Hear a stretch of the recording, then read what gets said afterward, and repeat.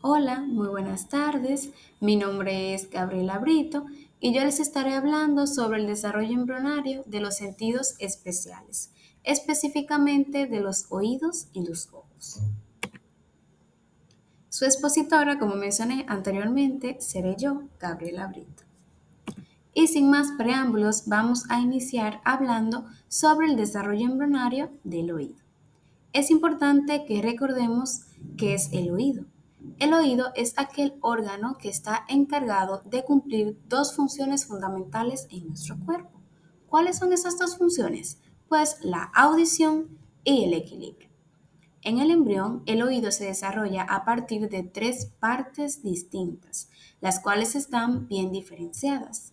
Estas son oído externo, oído medio y oído interno, que son estas tres partes que podemos observar aquí en la imagen. Tenemos el oído externo, que es el órgano encargado de captar los sonidos que vienen desde el exterior. Tenemos aquí, justamente en el medio, el oído medio, que cumple la funcionalidad de un conductor de sonido. Básicamente, lo que este hace es transportar el sonido desde el oído externo hacia el oído interno. Y ya por último tenemos esta estructura que podemos observar aquí en la imagen, que es el oído interno, que cumple la función de convertir las ondas sonoras en impulsos nerviosos y también está relacionado con registrar los cambios del equilibrio. Estas tres partes las vamos a ver de manera diferente, de manera individual, y vamos a conocer cómo se forman en el embrión y cuáles estructuras las componen. Bien, iniciemos hablando sobre el oído interno.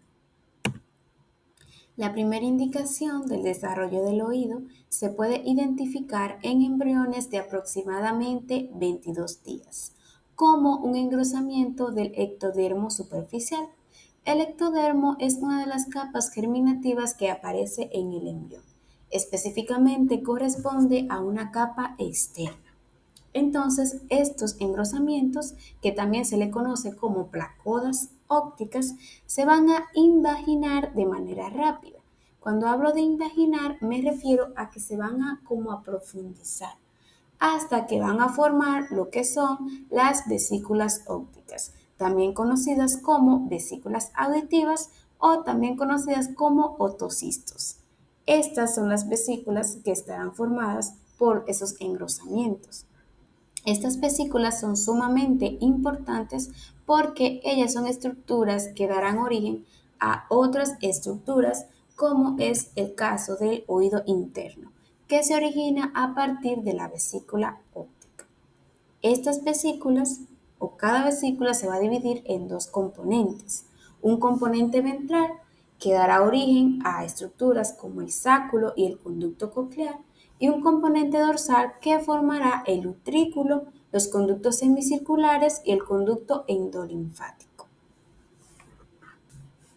Las primeras estructuras del oído interno que se van a formar son el sáculo y el conducto coclear, que corresponden al componente ventral.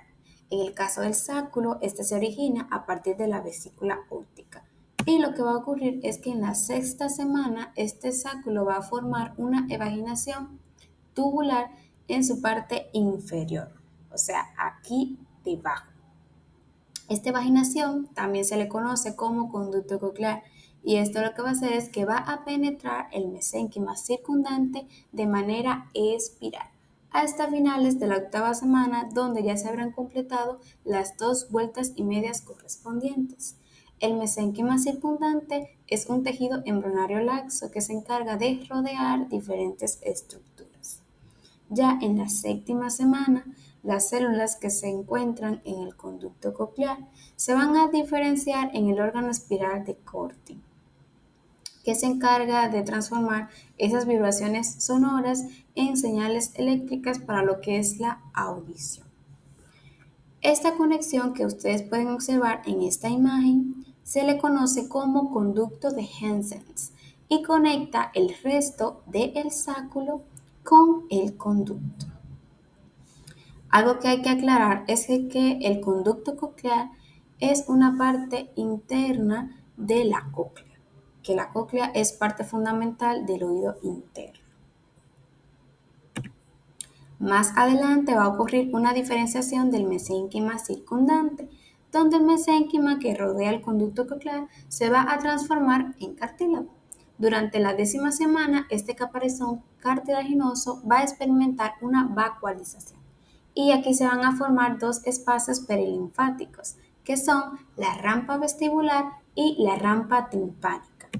Son estas que ustedes pueden observar en esta imagen. Aquí tenemos la rampa vestibular y la rampa timpánica. En el caso de la rampa vestibular es la parte superior del conducto de la cóclea y se encarga de transferir esas vibraciones sonoras. En el caso de la rampa timpánica es la parte inferior del conducto de la cóclea que se encarga de permitir la disipación de las ondas. Ambos espacios contienen perilinfa, que es un líquido extracelular que se encuentra en ambos espacios, que son la rampa vestibular y la rampa timpánica.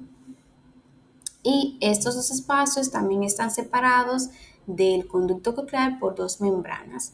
En el caso de la rampa vestibular, será dividida o separada del conducto coclear por la membrana vestibular. Y en el caso de la rampa timpánica, será dividida por la membrana basilar. Luego va a formarse lo que es el órgano de Corti, donde las células sensitivas y la membrana tectoria van a constituir el órgano de Corti. Este será el encargado de transformar las vibraciones sonoras en impulsos nerviosos. Pero hay que recordar, como dije anteriormente, que la principal función del órgano interno es convertir las vibraciones sonoras en impulsos nerviosos y también está relacionado con el equilibrio. Por eso algunas estructuras del oído interno están relacionadas con la transformación de las vibraciones sonoras en impulsos nerviosos y otros están relacionados con el equilibrio.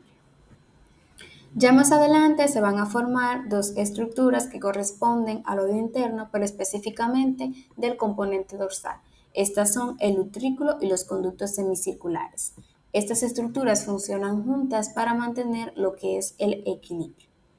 Durante la 6ª semana del desarrollo, los conductos semicirculares van a tener un aspecto de evaginaciones aplanadas en la parte utricular de la vesícula óptica.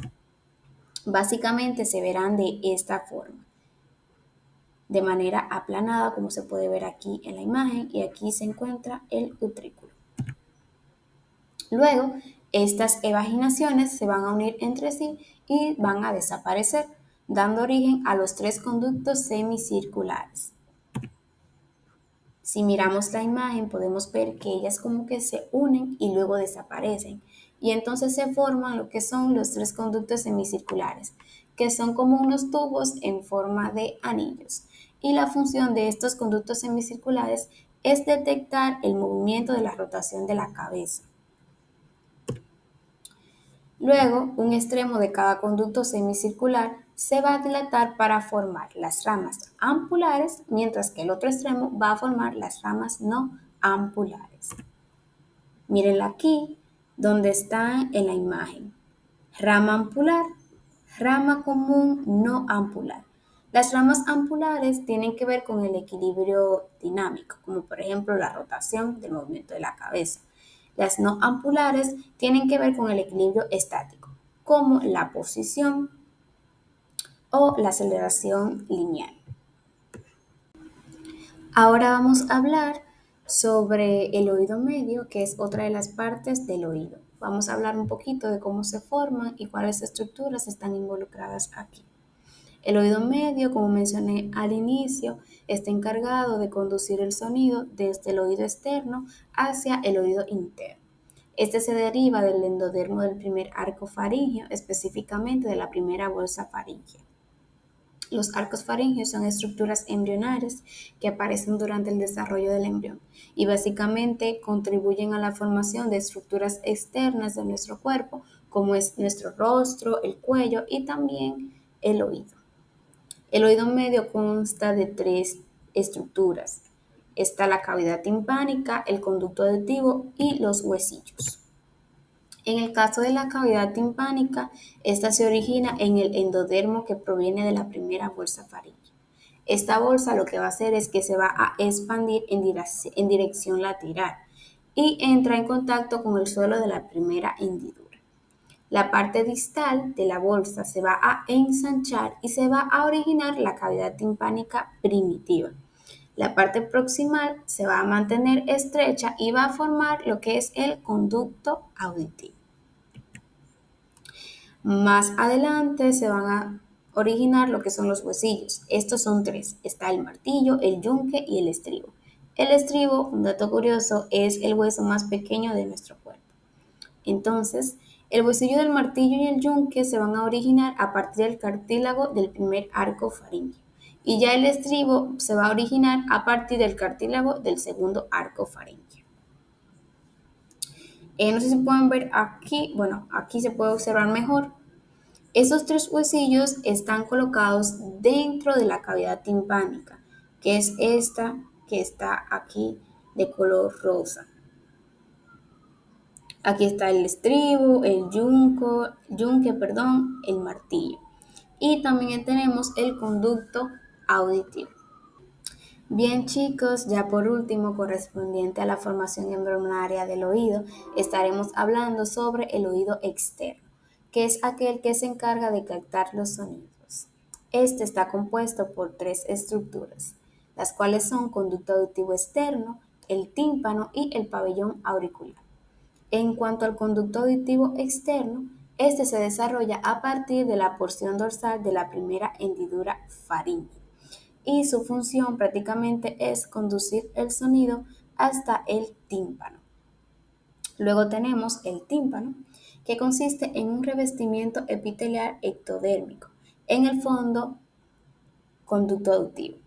También tiene un revestimiento epitelial endodérmico de la cavidad timpánica y también tiene una capa intermedia del tejido conjuntivo.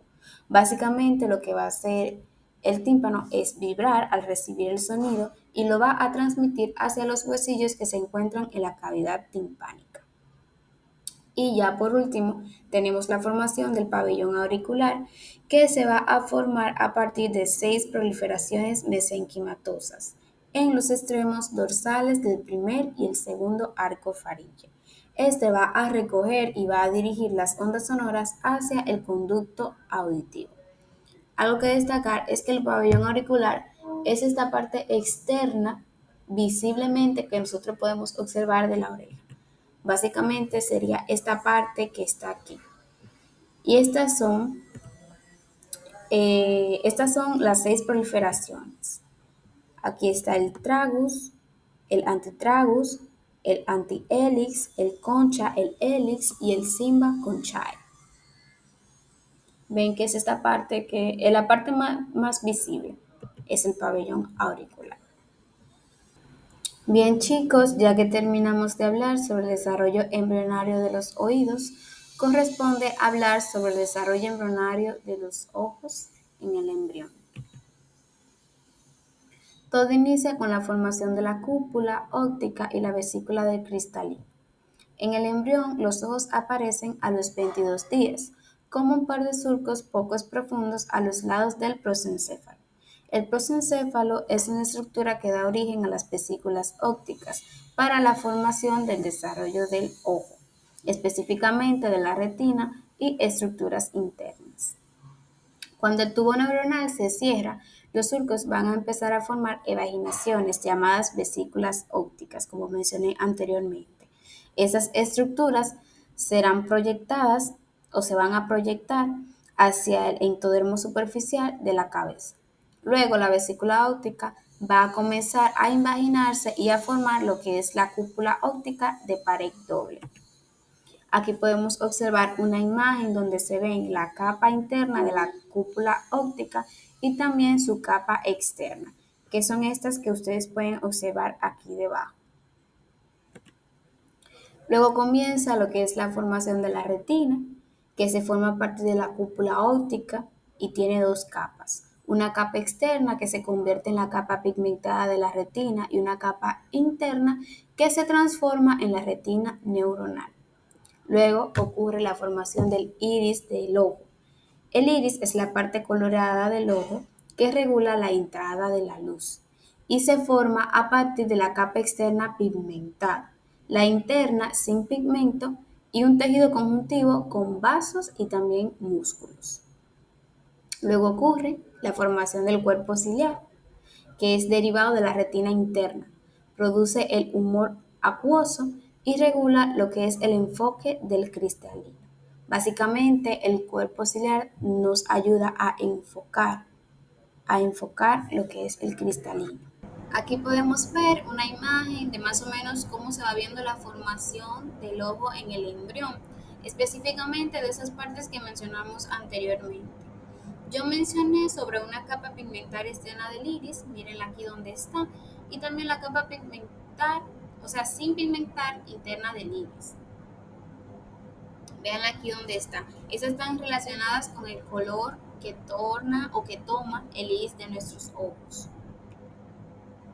Más adelante se va a formar lo que es el cristalino, donde las células de la pared posterior de la vesícula del cristalino se van a alargar y van a crear fibras que llenan su interior. Más o menos hacia la séptima semana ya van a formar el núcleo y luego siguen añadiendo nuevas fibras durante toda la vida.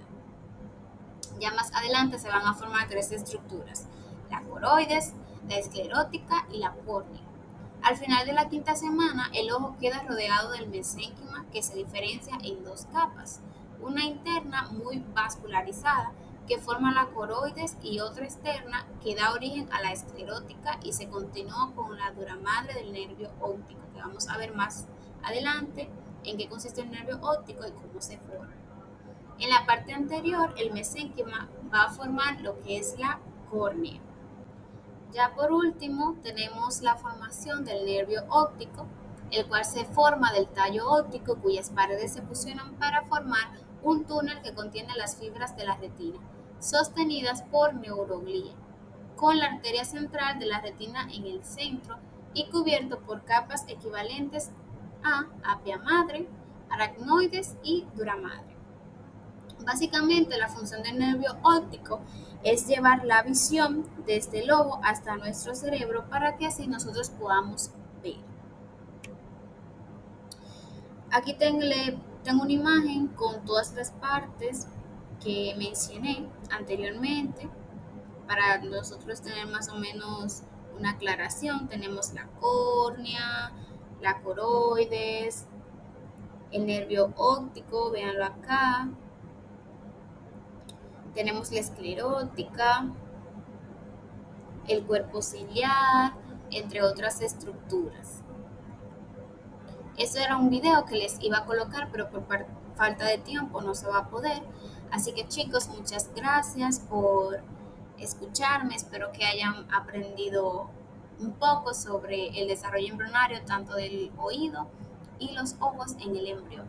Bye.